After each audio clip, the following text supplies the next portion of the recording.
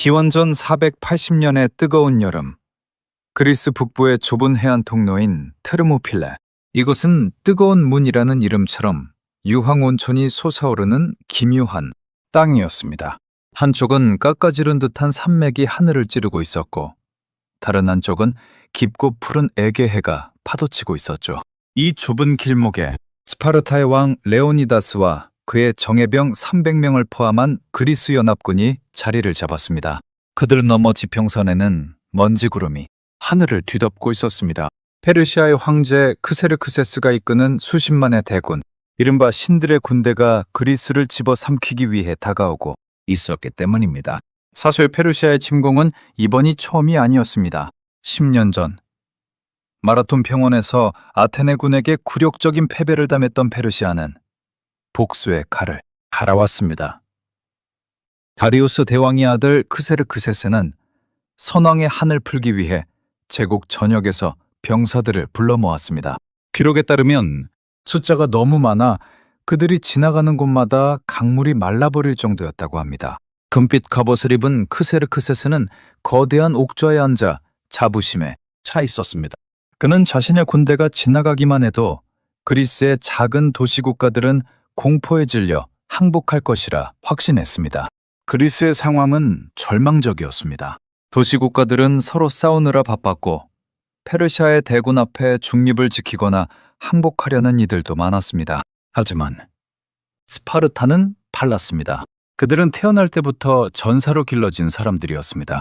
스파르타의 왕 레오니다스는 델포이의 신탁을 들었습니다. 스파르타의 왕이 죽어야만 나라가 구원받을 것이다. 레오니다스는 자신의 운명을 직감했습니다. 그는 이미 장성한 아들이 있는 300명의 전사만을 추려 테르모필레로 향했습니다.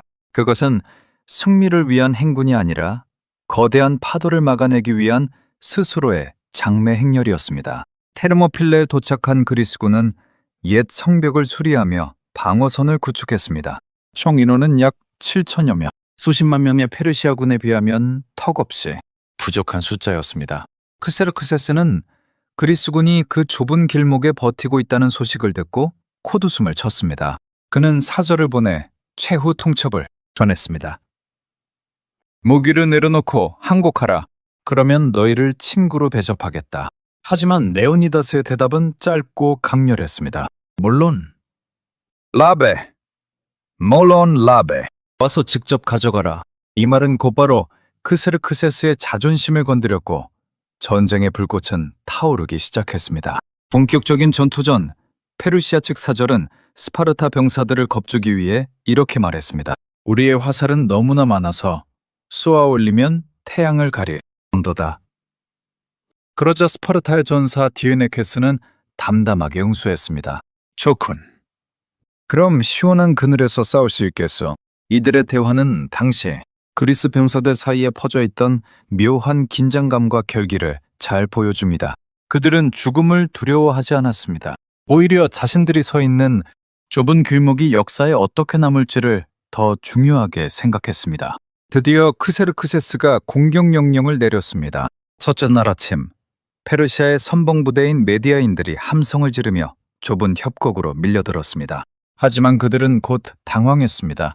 넓은 평원에서 무서운 위력을 발휘하던 숫자의 우위가 테르모필레의 좁은 지형에서는 아무런 힘을 쓰지 못했기 때문입니다.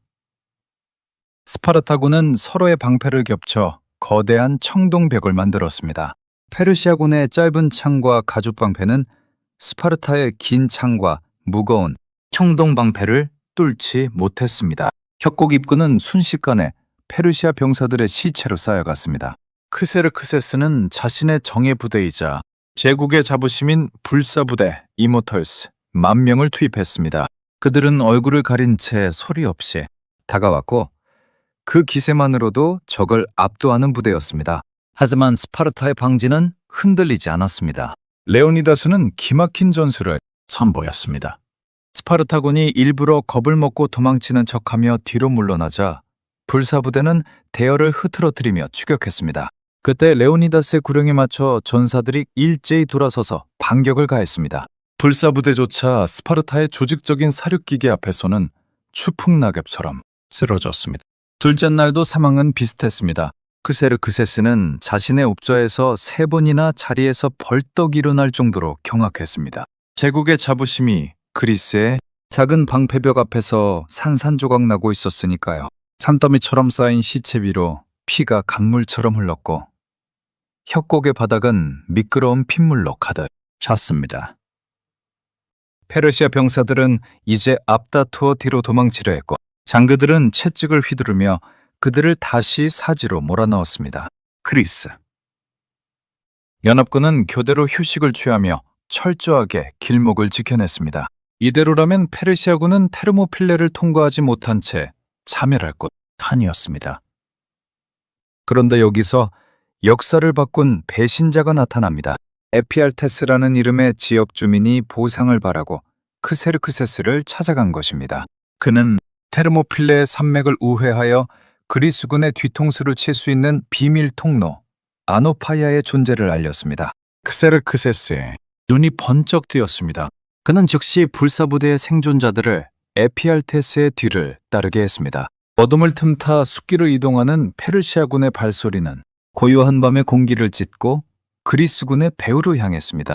셋째 날 새벽, 산 정상 부근을 지키던 포키스인 부대가 잠결에 페르시아군의 발자국 소리를 들었습니다.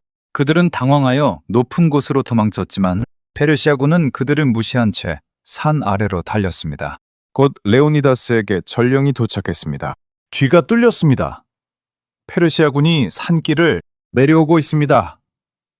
이제 그리스군은 앞뒤로 포위될 위기에 처했습니다.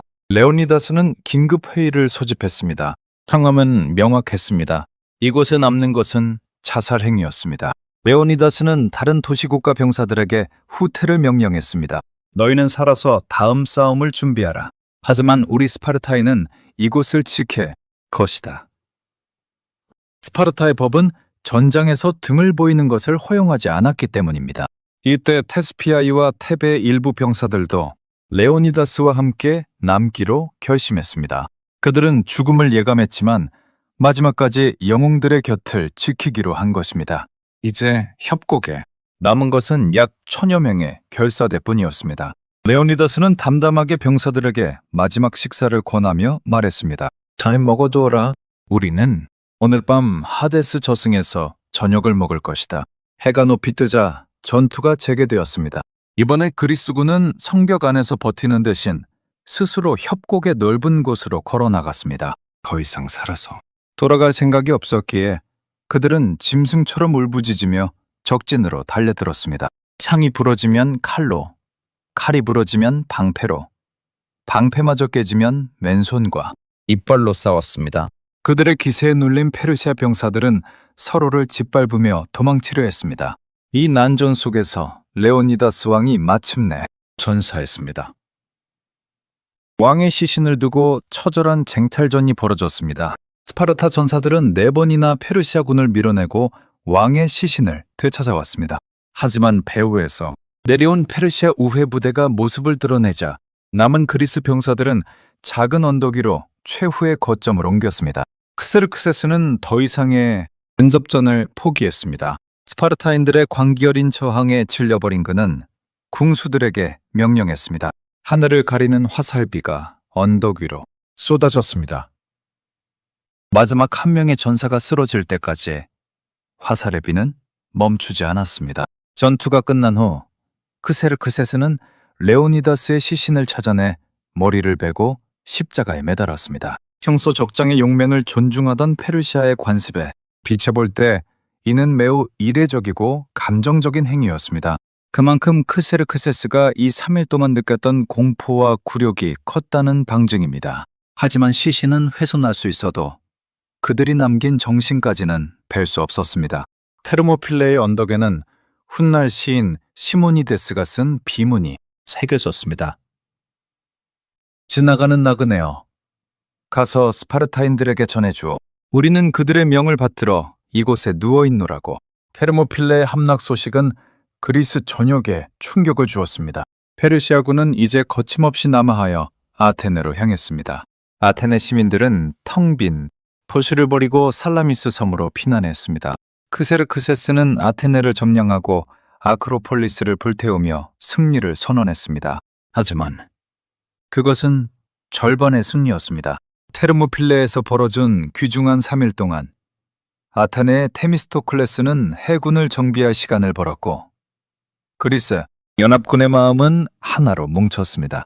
곧이어 벌어진 살라미스 해전에서 그리스 해군은 좁은 수로를 이용해 페르시아 대함대를 괴멸시켰습니다. 목저에 앉아 바다를 내려다보던 크세르크세스는 자신의 배들이 서로 부딪히며 침몰하는 광경을 보며 옷을 찢으며 통곡했습니다. 해상 고급로를 잃은 페르시아군은 급격히 약해졌고 이듬해 플라타이아의 전투에서 그리스 연합군에게 결정적인 패배를 당하며 완전히 물러나게 됩니다. 결국 테르모필레의 300명이 뿌린 씨앗이 그리스 전체의 자유라는 결실을 맺은 셈입니다. 이 전쟁의 결과는 인류 역사의 물줄기를 바꾸었습니다. 만약 그리스가 페르시아 제국의 속주가 되었다면 오늘날 우리가 아는 민주주의, 철학, 서구, 문명의 근간은 태어나지 못했을지도 모릅니다. 테르모필레 전투는 단순히 누가 더 잘 싸웠느냐의 문제가 아니라 어떠던 가치를 위해 죽을 수 있느냐를 보여준 사건이었습니다. 절대 군주의 명령에 따라 움직이는 노예 군대와 자신의 도시와 자유를 지키기 위해 자발적으로 죽음을 택한 자유시민들의 충돌이었기 때문입니다. 후대의 역사가들은 테르모필레 전투를 두고 다양한 분석을 내놓습니다. 어떤 이들은 레오니다스의 선택이 전략적으로는 무모했다고 비판하기도 하지만 대부분은 그가 보여준 도덕적 승리에 주목합니다. 군대의 사기는 기술이나 숫자보다 강력할 수 있다는 것을 그가 증명했기 때문입니다. 오늘날까지도 테르모필레라는 단어는 소수가 다수에 맞서 신념을 지키는 최후의 보루를 상징하는 고유명사가 되었습니다. 재미있는 점은 배신자 에피알테스의 최후입니다. 그는 페르시아로부터 큰 상금을 기대했지만 페르시아군이 살라미스에서 패배하고 물러나자 현상수배범 신세가 되었습니다. 결국 그는 전쟁 몇 년 후 다른 그리스인에 의해 살해당했습니다. 그의 이름인 에피알테스는 현대 그리스어에서 악몽이라는 뜻으로 쓰이고 있습니다. 반면 레오니다스의 이름은 수천 년이 지난 지금까지도 용기와 희생의 상징으로 추앙받고 있습니다. 영웅과 배신자의 이름이 역사에 새겨지는 방식은 이처럼 극명하게 갈립니다. 오늘날 테르모필레를 방문하면 3000년 전의 그 좁았던 해안길은 찾아보기 힘듭니다. 오랜 시간 동안 퇴적물이 쌓여 바닷가는 저 멀리 밀려났고 지금은 그 자리에 넓은 평원과 고속도로가 지나고 있습니다. 하지만 레오니다스의 동상은 여전히 그 자리를 지키며 바다를 응시하고 있습니다. 동상 아래에는 그가 내뱉었던 말, 물론 라베가 선명하게 새겨져 있습니다. 바람이 불 때마다 유황 냄새가 코끝을 스치며 그날의 뜨거웠던 열기를 전하는 듯합니다. 고고학적 조사에 따르면 실제 최후의 격전지였던 언덕에서는 수백 개의 페르시아 화살촉이 발견되었습니다. 이는 헤로도토스의 기록이 단순한 과장이 아니었음을 뒷받침합니다. 찌그러진 청동 갑옷 조각과 부러진 창끝들은 그날의 전투가 얼마나 처절했는지를 말없이 웅변합니다. 스파르타의 전사들은 마지막 순간에 무엇을 생각했을까요? 아마도 고향에서 자신들을 기다릴 아내와 아이들, 그리고 자신들의 죽음으로 지켜낼 스파르타의 아침을 떠올렸을 것입니다. 스파르타의 어머니들은 전장으로 떠나는 아들에게 방패를 건네며 이렇게 말했다고 합니다. 이 방패를 가지고 돌아오거라. 아니면 이 방패 위에 누워서 돌아오거라. 승리하거나 죽어서 시신으로 돌아오라는 뜻입니다. 테르모필레에 남았던 300명은 모두 방패 위에 누워 돌아가는 길을 선택했습니다. 그들의 희생은 스파르타의 엄격한 규율과 교육 시스템이 만들어낸 결과였지만 동시에 인간이 발휘할 수 있는 숭고한 용기의 결정이기도 했습니다. 테르모필레 전투는 후대의 수많은 예술가와 작가들에게 영감을 주었습니다. 영화 300을 비롯해 수많은 소설과 그림들이 이 3일간의 기록을 재현했습니다. 비록 대중문화 속에서는 다소 과장되거나 판타지적으로 묘사되기도 하지만 그 핵심에 흐르는 자유를 위한 투쟁이라는 테마는 시대를 초월해 사람들의 가슴을 뜨겁게 만듭니다. 우리는 누구나 살면서 자신만의 테르모필레를 마주하기 때문입니다. 우리는 이곳에서 죽기로 약속했다. 레오니다스가 병사들에게 건네설 이 짧은 다짐은 오늘날 우리에게 책무와 희생의 의미를 묻습니다. 기술이 발전하고 전쟁의 양상이 바뀌어도 결국 역사를 움직이는 것은 첨단 무기가 아니라 그 무기를 든 사람의 의지입니다. 300명의 전사들이 지켰던 것은 단순히 좁은 길목이 아니라 인간으로서의 존엄과 조국에 대한 약속이었습니다. 밤이 깊은 테르모필레의 언덕 위로 별들이 떠오릅니다. 2800년 전 그날 밤, 레오니다스와 그의 전사들도 이 별들을 보며 마지막 식사를 마쳤을 것입니다.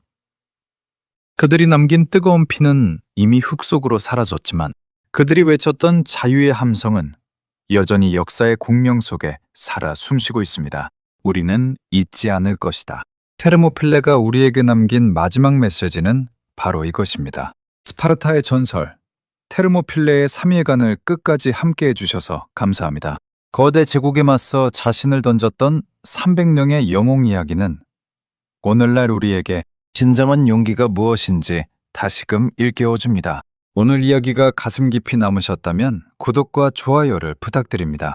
여러분의 응원이 모여 더 생생하고 깊이 있는 고대 전쟁사의 순간들을 발굴해낼 수 있습니다. 다음 시간에는 로마의 운명을 바꾼 또 다른 결정적인 전투 이야기로 돌아오겠습니다.